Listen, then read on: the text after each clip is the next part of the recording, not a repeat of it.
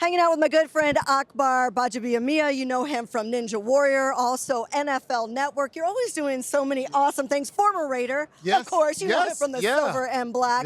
Good to catch up with you, my friend. How you doing? It is so good. It's good to see you. You know, running around here is just, it's a really cool time of the year. Get to see a lot of old teammates. I saw Lorenzo Neal. I saw some other guys, seen some of the players that I've been talking about all year. Saw Jaden Daniels. He is skinny. But he is good. The dude can play. Like, that's why you should never judge. I'll never forget when I got into the league, one of the first advice my brother Kabir gave me was, don't ever judge an athlete by the way he looks. Because sometimes you think, oh, if the guy is big, strong, and muscular, not everybody has like that body, right? Patrick Mahomes, dad bod, Mr. Dad bod, but he can still ball. So you look at Jaden Daniels, thin, but the dude can ball. He can ball, but he's such a good dude.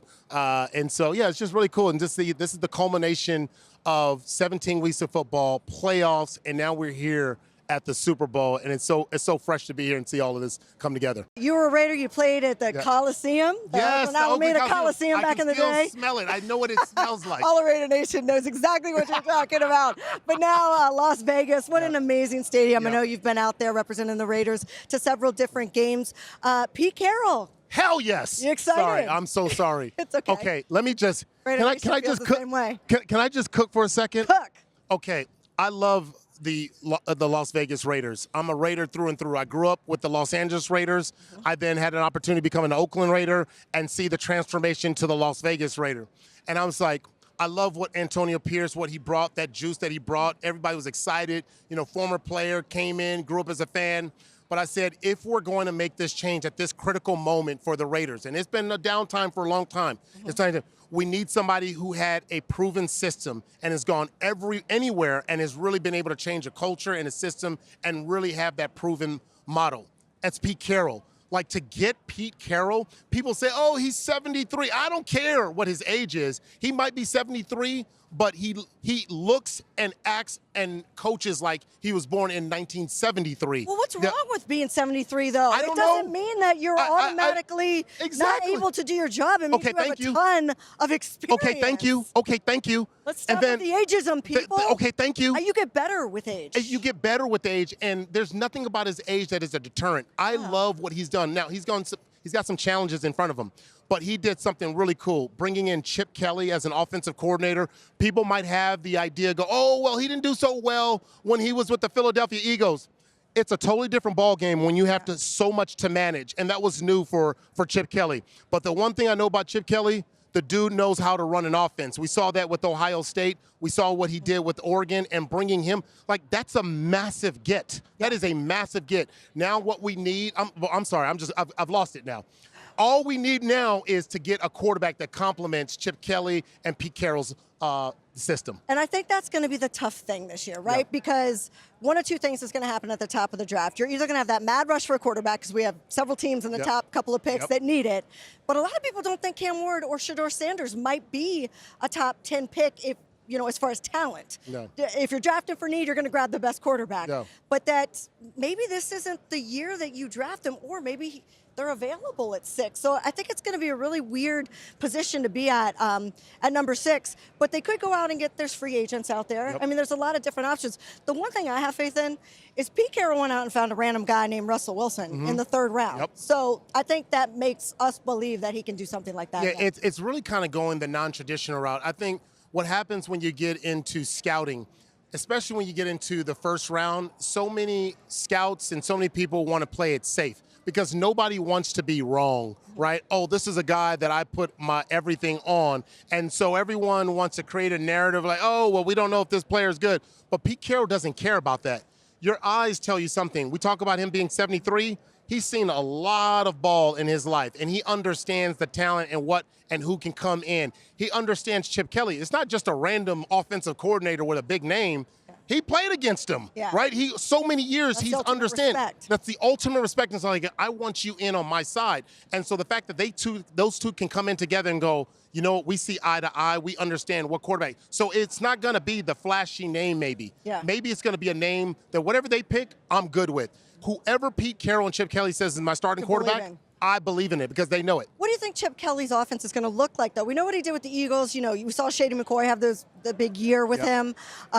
We see what he did at Ohio State. Like, what do you expect it to look like? I expect it to be fast. I expect it to be productive. I expect it to be, have the explosive offense, but it's getting the personnel in it to be able to do that. We're going to be sure. Right now, we still have some stuff that we need to do. We need to get those receivers. I think we need to get, we can improve in the running back area as well. And so it's still in formation right now. There's so many people that I think we can look at in the draft and who they can help complement that can come in and make an immediate impact.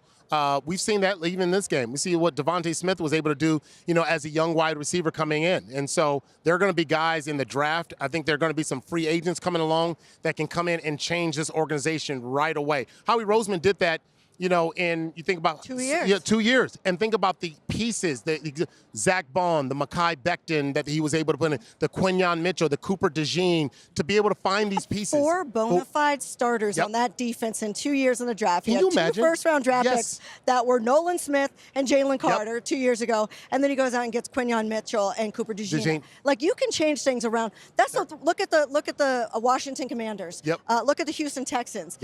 Things can turn around really quick if you get the right people in place and you draft correctly. And you put them in the right position.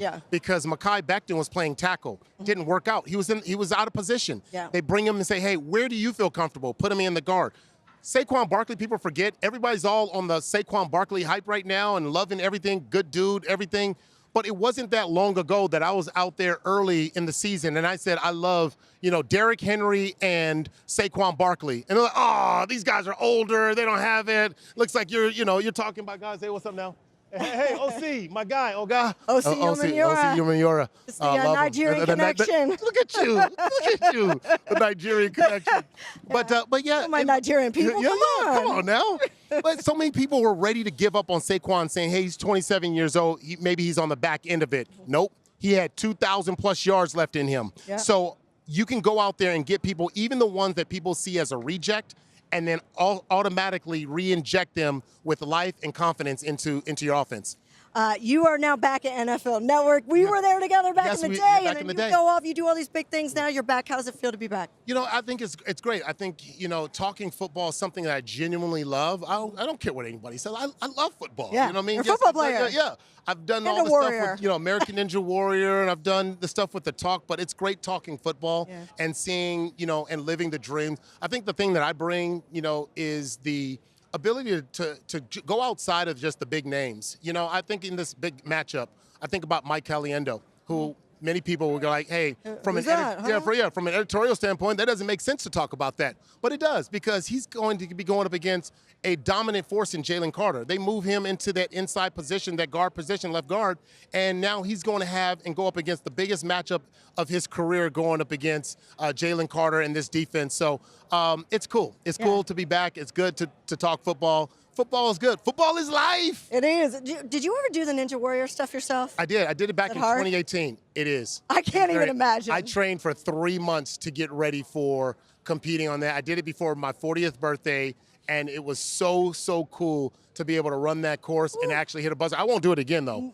I'm good. You're lucky you didn't pop an Achilles. You're almost 40 years old. Yeah, I'm good. I'm good. Respect. You're a good athlete. Akbar, always good to see you, my friend. I know Raider Nation loves catching up with you. Hey, once a Raider, always a Raider. I just want to say real quickly, I'm here on behalf of Experian. Experian has done an amazing job of helping people get back on track with their finances. You can go to Experian.com. They have a new feature now that helps people get rid of unwanted subscription models or subscriptions that they're no longer using. So many of us have subscriptions that we're paying $20 a month and we're just not paying attention to it anymore. So if you want to, keep your New Year resolution going and have better financing, go to Experian.com and make sure you get rid of all those unwanted subscriptions, because I get tired of paying. I got kids to feed. Yeah, you got kids to feed. Are they going to get me back? Go and check out all these beignets I've been buying. I've been spending a lot of money on New Orleans on food. I'm going to get back on track with this. Yeah, I better go to Experian.com and figure out if they can help me get rid of all these beignets I've been eating. All right, thanks a lot. We appreciate you being here.